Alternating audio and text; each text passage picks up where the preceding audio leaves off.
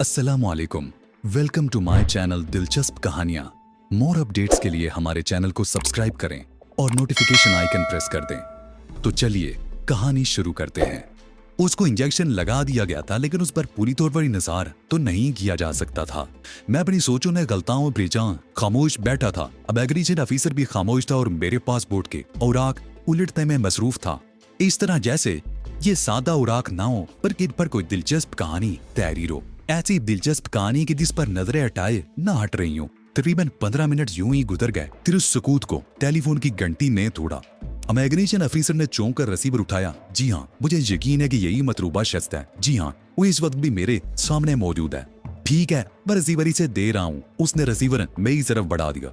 मैंने दरिद्र दिल के साथ रिसीवर उसके हाथ से लेकर अपने कानों से लगाया। मालूम नहीं दूसरी तरफ कौन था। यही वजह थी कि जब मैंने रिसीवर में हेलो कहा तो मेरा लहजा आवाज दोनों किसी हद तक तब्दील थे। इमिग्रेशन ऑफिसर इस मामूली सी तब्दीली को नोट नहीं कर सका था। हेलो, तुम कौन हो? अपना तारुफ कराओ। दूसरी तरफ से बोलने वाले को मैंने फौरन पहचान लिया था, क्योंकि वो इराक की मिलिट्री इंटेलिजेंस का कर्नल लोमान था। मेरा नाम अली हमाद है जनाब, मैंने बदस्तूर बदली हुई आवाज में कहा। मैं इमिग्रेशन ऑफिसर साहब से मुस्तकिल पूछ रहा हूँ कि मुझे क्यों रोका गया है, मगर ये कुछ बताते ही नहीं। आप मालूम नहीं कौन है, कम अज कम आप ही मुझे बता दीजिए कि मेरा कसूर क्या है, वरना मेरी फ्लाइट मिस हो जाएगी। तुम्हें इससे गर्द नहीं होनी चाहिए कि मैं कौन हूँ। ताम तुम्हें इसलिए रोका गया है कि तुम्हारी शक्ल एक ऐसे शख्स से मिलती है जो हुकूमत को मतलूब है।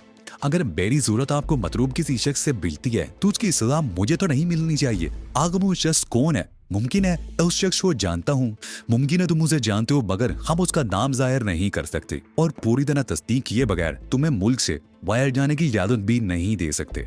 ये तो बहुत ज्यादती होगी जनाब। अगर इस कार्रवाई में कितना वक्त सर्फ होगा, आज का पूरा दिन सर्फ हो जाएगा। तुम आज की किसी फ्लाइट से नहीं जा सकोगे।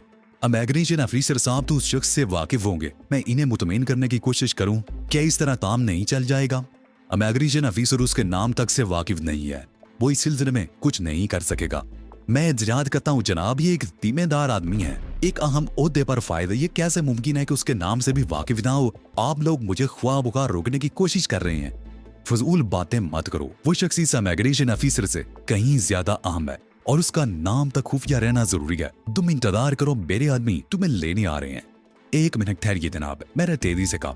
जब वो शख्स इतना ही अहम है तो आपने मुझसे अपना तारुफ कराने के लिए क्यों कहा था? फर्ज कीजिए मैं ही वो शख्स हूं तो क्या मैं अपनी हकीकत जाहिर कर सकता हूँ? ओह, कर्नल नोमान चौंकिया, मगर मैं उसकी आवाज पहचान सकता हूँ। मुझे कहने दीजिए कि आप उस शख्स से वाकिफ ही नहीं है, मैंने अपनी असल आवाज में कहा। वैसे पहचान दिया, तुम मलियार खान ही हो। कर्नल नोमान की आवाज शिद्दत जज्बात से लर्ज रही। तुम कहाँ गायब हो गए थे? तुम्हारी तलाश के लिए तो मैंने कुओं में 5 टिलवा दिए। मेरी पोजीशन समझने की कोशिश करो, मैं यहाँ तुम्हारे किसी सवाल का जवाब नहीं दे सकता। मैं समझ रहा हूँ। कर्नल नोमान की आवाज आई। रिसीवर जरा इमिग्रेशन ऑफिसर के हवाले करो। मैंने रिसीवर इमिग्रेशन ऑफिसर की तरफ बढ़ाया। उसने दूसरी तरफ से कई जाने वाली बात सुनी और जी बेहतर कहकर रिसीवर मुझे वापिस किया और खुद उठकर कमरे से निकल गया। हाँ, अब बताओ, कर्नल नोमान ने कहा। अब वो उस वक्त तक अपने कमरे में वापस नहीं आएगा जब तक तुम मुझे वापस आने को नहीं कहोगे। मैं गोटेल जा रहा हूँ कर्नल, मुझे अफसोस है कि मैं तुम्हारे लिए काम नहीं कर सकूंगा। किसी माकूल वजह के बगैर तुम्हें ऐसा फैसला नहीं करना चाहिए था, कर्नल नोमान ने कहा। वैसे तुम हर किस्म का फैसला करने के लिए आजाद हो। शुक्रिया कर्नल, मैंने कहा, लेकिन मेरे पास बहुत सी माकूल वजूहात मौजूद हैं। अगर तुमने आर्थर और उसके साथियों की मौत से खौफजदा ऊपर यह फैसला किया है तो नहीं कर्नल, इस किस्म के हादसात तो हमारे लिए मामूल की बात होते हैं। मेरे इनकार की सबसे बड़ी वजह अदनान अब्बासी है। अदनान अब्बासी? कर्नल ने हैरत से कहा। उसका तुमसे क्या ताल्लुक? तुम्हें नहीं मालूम होगा, लेकिन मेरा उससे टकराव हुआ था और मुझे निहायत अफसोस के साथ कहना पड़ रहा है कि वो सहूनी एजेंट साबित हुआ है। अगर खुदा न खास्ता मैं नार्मन शलूफ के बेकअप में इसराइल पहुंच जाता तुम बेड़ी चटनी बन जाती। ये तुम क्या कह रहे हो अली? मालूम होता है तुम किसी शदीद किस्म की गलतफहमी का शिकार हो। एक गलतफहमी तो मेरे साथ गोटेल जा रही है, मैंने तंजिया रहने में कहा। इस गलतफहमी का नाम मरजाना है, जो किसी जमाने में CIA की एजेंट थी और अब रैंडल हावर्ड के लिए काम कर रही है। रैंडल भी यहूदी है और उसने ओली हावर्ड की मौत का इंतकाम लेने के लिए ईगल्स नामी एक तंजीम कायम की है। ईगल की एजेंट मरजाना की अदनान के साथ जोड़ी को क्या मैनी पहना होगी? अदनान अब्बासी सब कुछ हो सकता है, बल्कि उसका सोने एजेंट होना मेरी फहम से बालातर है। तुम इंटेलिजेंस के सरबराह हो कर्नल, इस किस्म की बातें तुम्हारे फहम से बालातर नहीं होनी चाहिए। उसने खुद एतराफ किया है कि उसने ना सिर्फ रैंडल को मेरे बारे में इतला दी थी, बल्कि वो इराक में मौजूद मोसाद के एजेंटों को दर पर्दा सहूलियात भी फराहम कर रहा था। तुम्हारे मुंह से निकली हुई बात की तरदीद करना मेरे लिए मुमकिन नहीं है, कर्नल नोमान बोला। तुमने मुझे तो तशवीश में मुब्तला कर दिया है। मैं हराम मौत मरना पसंद नहीं करता कर्नल। मुनासिब यही मालूम होता है कि मैं अलहदा रह कर काम करूं, वरना किसी की मुखबिरी पर मारा जाऊंगा। तुम्हारा फैसला दुरुस्त है अली। इन हालात में मैं तुम्हें मजबूर नहीं कर सकता, लेकिन तुम्हें चाहिए था कि मुझे इतला ही कर देते। मुझे तरह तरह के अंदेशों और वसवसों ने घेर लिया था। मुल्क से बाहर जाने वाले हर रास्ते पर तुम्हारी तस्वीरें पहुंचा दी गई थी, ताकि अगर कोई तुम्हें जबरदस्ती मुल्क से बाहर ले जाना चाहे तो ना ले जा सके। मेरी तस्वीर तुम्हारे पास कहां से आई? जब भी कोई अजनबी हमारे हेडक्वार्टर में दाखिल होता है तो खुदगार तरीके से उसकी तस्वीर खींच ली जाती है। मेरी तस्वीरें तुम्हें इतने बड़े पैमाने पर नहीं फैलाना चाहिए थी। बेफिक्र रहो, तुम्हारी तस्वीर की हर कॉपी वापस ले ली जाएगी। बहरहाल तुम्हारे इन जज्बात के लिए मैं तुम्हारा शुक्रगुजार हूं कर्नल। मुझे मालूम होता कि तुम इस हद तक परेशान हो जाओगे तो मैं खुद तुम्हें इतला देता। अब तुम मुझे मशवरा दो अली के नाराबाजी के सिलसिले में मैं क्या करूं? उसकी पोजीशन बहुत मजबूत है, किसी सबूत के बगैर उस पर हाथ डालना मुमकिन नहीं होगा। उसके खिलाफ कुछ करने की जरूरत नहीं। मालूम नहीं और कितने लोग यहूदियों के लिए काम कर रहे हैं, इसलिए उन सब की निशानदेही तो नहीं हो सकती। ज्यादा कुछ करना चाहो तो नान की सरगर्मियों पर नजर रखो। अगर वो जद में आता है तो जरूर उसे गिरफ्त में ले लो, वरना बेहतर यही है कि खामोशी इख्तियार किए रखो। मुझे हमेशा इस बात की तकलीफ रहेगी कि मेरे मुल्क में तुम्हें तकलीफ पहुंची और हम तुम्हारी खिदमत से इस्तेफादा नहीं कर सके। जो कुछ हुआ उसे भूल जाओ कर्नल। हमारा मिशन एक ही है, मैं जहां भी रहूंगा इसी मकसद के लिए काम करता रहूंगा। अब मुझे इजाजत दो, बहुत देर हो चुकी है। खुदा हाफिज अली। तुम्हें कभी कहीं मेरी मदद की जरूरत पड़े तुम मुझे जरूर याद कर लेना, क्योंकि तुम्हारे काम आकर मुझे बहुत खुशी होगी। तुम्हारे खुलूस के लिए मैं तुम्हारा शुक्रगुजार हूँ। और अब इमिग्रेशन ऑफिसर को बुला रहा हूँ, इसे जरूरी हदायत दे दो। मैंने इमिग्रेशन ऑफिसर को बुलाया और कर्नल ने उसे हदायत कर दी कि मुझे चला जाने दिया जाए। इमिग्रेशन ऑफिसर फोन बंद करके मेरी तरफ मुड़ा। ये लीजिए जनाब अपना पासपोर्ट। उसने पासपोर्ट मेरी तरफ बढ़ाते हुए कहा, काउंटर से स्टैंप लगवा लीजिए, मैं इंतकाम पर उन्हें हदायत कर देता हूँ। मैं इमिग्रेशन ऑफिसर के कमरे से निकला तो बुढ़ बहुत बेचैन नजर आ रहा था। उसकी निगाह इमिग्रेशन ऑफिसर के कमरे के दरवाजे पर जमी थी।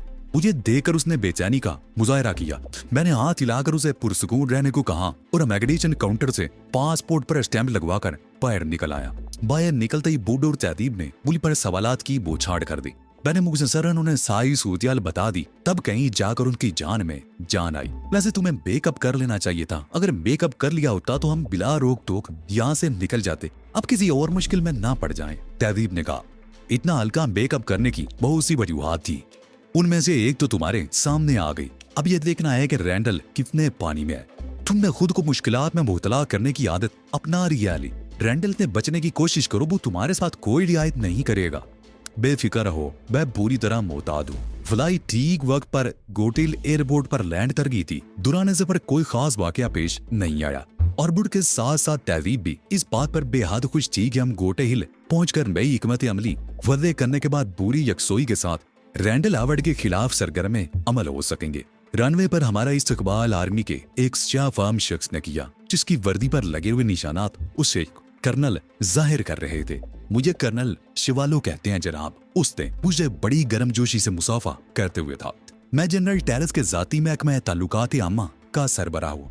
जनरल खुद आपकी इस्तकबाल के लिए नहीं आ सके। उन्हें अचानक एक ऐसी मसरूफियत पेश आ गई कि उनके पास मादरत के सिवा कोई चारा नहीं था और मुझे उनका नुमाइंदा ही समझ गया, गोया आप उनके नुमाइंदे नहीं हैं, बूढ़ ने कहा और कर्नल शिवालू चौंक कर उसे देखने लगा। ये आप क्या कह रहे हैं जनाब? उसने कदरे बरहमी से कहा। मैं उनका नुमाइंदा क्यों नहीं हूँ? आपने खुद ही तो कहा है कि मुझे उनका नुमाइंदा समझिए। बूढ़ बड़ी मासूमियत से बोला, गोया आप उनके नुमाइंदे नहीं हैं, तभी तो आपने समझिए लफ्ज़ इस्तेमाल किया। कर्नल शिवालू हंसने लगा। आपके साथी बहुत मदाहिया मालूम होते हैं जनाब। उसने मुझसे कहा, गोया वो नहीं, सिर्फ मालूम होता हूँ। बूढ़ ने तेजी से कहा और कर्नल शिवालू एक बार फिर चौंक पड़ा। लेकिन इस बार उसकी समय में जल्दी आ गया कि बूढ़ का मतलब क्या था और वो एक बार फिर हंसने लगा। कर्नल शिवालू के साथ हम शाह रंग की लैमोजीन में बैठकर एयरपोर्ट की बिल्डिंग तक आए और कर्नल शिवालू हमें लेकर वीआईपी लाउंज में ले गया। मुझे अफसोस है कि मैं जनरल टेरेस के साथ नहीं था, वरना आप जैसे दिलचस्प आदमी से मेरी मुलाकात वो ही जाती। कर्नल शिवालू ने कहा, हमें यहाँ कितनी देर रुकना होगा कर्नल? मैंने वीआईपी लाउंज के नरम और आरामदेह सोफे पर बैठते हुए कहा, बस जरा आप लोगों का सामान आ जाए पहले आदमी नीचे मौजूद है, सामान आते ही वो मुझे इतला देंगे और हम रवाना हो जाएंगे। कैथी बरोन कहाँ है कर्नल? तहजीब ने कहा। जनरल नहीं आए तो वो ही आ जाती। वो जरूर आती मोहतरमा तहजीब, लेकिन अचानक ही उनकी तबीयत नासाज हो गई। ताम वो बड़ी बेचैनी से आप लोगों की मुंतजिर है। चलो कोई बात नहीं, अब देरी कितनी रह गई है, थोड़ी देर बाद हम उनसे उनके महल में मुलाकात कर लेंगे, मैंने कहा। और कर्नल इस बात में सारी नान लगा। जी हाँ, हम तो बहुत जल्द महल तक पहुंच जाते, मगर आप लोगों को पूरे प्रोटोकॉल के साथ ले जाया जाएगा। जनरल टेरेस ने इस सिलसिले में सख्त हदायत भेजी हैं। ओह, मैंने मुर्दा सी आवाज में कहा, गोया हमेशा की तरह इस बार भी हमें पहले आजादी की यादगार पर ले जाया जाएगा। हम फौजी लोग ऐसे ही होते हैं जनाब, कर्नल ने हंसते हुए कहा। इसी प्रण पर हर हाल में अमल पैरा रहते हैं। मैं तो समझा था जनरल इस बार खुद नहीं आ सका तो तुम्हें इस सिलसिले में हदायत देना भी भूल गया होगा। फौजी कभी कुछ नहीं भूलता जनाब, कर्नल ने फखरिया लहजे में कहा। जनरल टेरेस खुद नहीं आ सके तो क्या हुआ, मुझे तो उन्होंने वादे हदायत दे दी हैं। खैर कोई बात नहीं, मजमहल अंदाज में कहा। अब तो भुगतना ही पड़ेगा। कर्नल एक बार फिर हंसने लगा और बुढ़ ने कहा, आप हंसने के बड़े शौकीन मालूम होते हैं जनाब। कर्नल की हंसी को ब्रेक लग गया। क्या मुझे नहीं हंसना चाहिए मिस्टर बुढ़? शवालू ने संजीदगी से पूछा। हालांकि आपको पूछना चाहिए था कि क्या मैं सिर्फ हंसने का शौकीन मालूम होता हूँ? हुआ नहीं। हालांकि आपको पूछना चाहिए था कि क्या मैं सिर्फ हंसने का शौकीन मालूम होता हूँ? हुआ नहीं, बुढ़ ने कहा। और कर्नल शवालू ने फिर हंसना शुरू कर दिया। आप लोग यहाँ कितना रज़ा-ख्याम करेंगे? शवालू ने बुढ़ से पूछा। आप ये बात क्यों पूछ रहे हैं? क्या बजट बनाने की जिम्मेदारी भी आपके सुपुर्द है? ये बात नहीं जनाब, शवालू ने हंसकर कहा। मैं ये जानना चाह रहा था कि आपकी सोबत से कितने दिनों तक फैज़याब हो सकूंगा। आप बड़े दिलचस्प आदमी हैं। अब ये भी हुआ हूँ, बुढ़ ने बरजस्ता कहा। वरना कुछ देर पहले तक तो ये हाल था कि दिलचस्प मालूम तो होता था मगर था नहीं।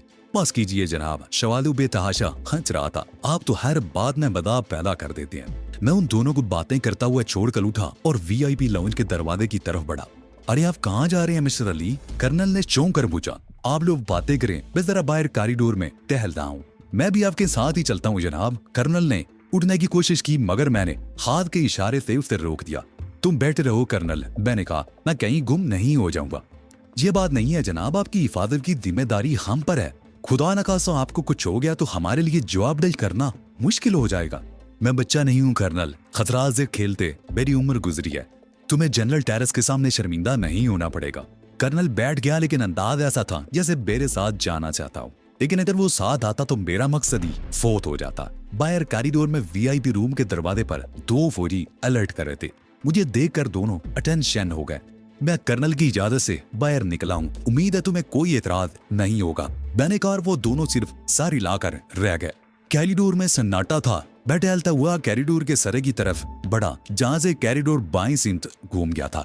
सरे पर पहुंचकर मैं भी बाईं तरफ मुड़ गया। मुड़ते वक्त मैंने कनखियों से देखा, दोनों फौजी अपनी जगह मौजूद थे। उनकी नजरों से ओझल होते ही मेरी रफ्तार अचानक ही तेज हो गई। मेरा रुख नीचे जाने वाले जीनों की तरफ था। तब बड़ी तेजी से नीचे उतरा। नीचे मुसाफिरों का हुजूम था और उनके दरमियान जगह बनाता हुआ टेलीफोन बूथ तक पहुंच गया। खुशकिस्मती से टेलीफोन बूथ मुझे खाली मिल गया। मैंने बूथ में दाखिल होकर सिक्के डाले और टेरेस महल के नंबर डायल करने लगा। ये जनरल टेरेस के जाती टेलीफोन नंबर थे जो डायरेक्टरी में मौजूद नहीं थे, और टेलीफोन सेट जनरल की ख्वाबगाह में भी मौजूद था। तीसरी घंटी पर रिसीवर उठा लिया गया और दूसरी तरफ से कैथी ब्राउन की सुरीली आवाज सुनाई दी। बैलियार खान बात कर रहा हूँ कैथी डेयर। मैंने कहा, तुम्हारी तबीयत कैसी है? मैं ठीक नहीं वाली, लेकिन तुम कहाँ से बात कर रहे हो और यहाँ कब आ रहे हो? तुम्हारा क्या ख्याल है कैथी डेयर? मुझे कहाँ होना चाहिए? मैंने कहा, तुम्हारे बारे में यकीन से तो कुछ कहा नहीं जा सकता। रात तक तो तुम बगदाद में थे, कैथी ने हंसते हुए कहा और मैंने खेज अंदाज में सारी लाया। और जनरल कहाँ है? मैंने पूछा। वो बाथरूम में है, कैथी ने कहा। क्यों, क्या उनसे कोई जरूरी बात करनी है? नहीं, जरूरी बात तो कोई नहीं करनी, बस वैसे ही तुम लोगों की खैरियत मालूम करने के लिए फोन कर दिया था। तुम कुछ छुपा रहे हो अली? कैथी ने अजीब से लहजे में कहा। तुमने यूं ही बिला मकसद तो फोन नहीं किया होगा। मैं कब कह रहा हूँ कि मैंने बिला मकसद फोन किया है? मैंने तो तुम्हारी खैरियत मालूम करने के लिए फोन किया था। अपनी बातें तो तुम खुद ही जानो अली, मैं क्या कह सकती हूँ। बहरहाल मैं ये नहीं मान सकती कि तुमने सिर्फ खैरियत मालूम करने के लिए फोन किया होगा। ये तो बता दो कि अब तुम्हारी रवानगी में कितना वक्त रह गया है? बहुत थोड़ा सा वक्त रह गया है। कोशिश करूंगा कि आने से पहले तुम्हें इतला कर दूं, वरना पहले की तरह अचानक ही वार्ड हो जाऊंगा। कैथी को खुदा हाफिज कहकर मैंने फोन बंद कर दिया। मैंने पहले ही नतीजा अखज़ कर दिया था कि कर्नल शवालू जेली आदमी है। खैर इस पहले फोन करने से मेरा वाहिद मकसद ये था कि कहीं जनरल टेरेस या कहती ब्रोन पर तो कोई ज्यादा नहीं आ गई। ये बात खासी हैरान कुन थी कि वो दोनों तो हमारी आमद से लाइन थे और हमारे मुखालफीन बाखबर थे। ये बात नाकाबिले फहम थी कि ऐसा क्यों कर हुआ। बगदाद में गोटेल के सफीर निगरूमा ने हमसे वादा किया था कि वो जनरल टेरेस को हमारी गोटेल आमद पर इतला पहुंचा देगा। या वो फोन करना भूल गया था? लेकिन सवाल ये था कि जब वो फोन करना भूल गया था तो फिर मुखालफीन को कैसे इतला हुई? वक्त बहुत कम था और इन सवालात पर बाद में भी सर खपाया जा सकता था, इसलिए मैं फोन बंद करके ही बूथ से बाहर निकल आया। कर्नल शवारू पर मुझे इब्तदा ही से शुबा हो गया था। हालांकि वो फौजी गाड़ी में था और उसे एयरपोर्ट पर हर वो सहूलत हासिल थी जो किसी खास आदमी को भी हासिल हो सकती थी, लेकिन उसके अंदाज में कोई ऐसी चीज थी जो मुझे खटक रही थी। उस पर शुबा करने की वजह ये भी थी कि जनरल टेरेस हमें लेने खुद क्यों नहीं आया। ये किसी तरह भी मुमकिन नहीं था वो खुद हमें रिसीव करने ना आता।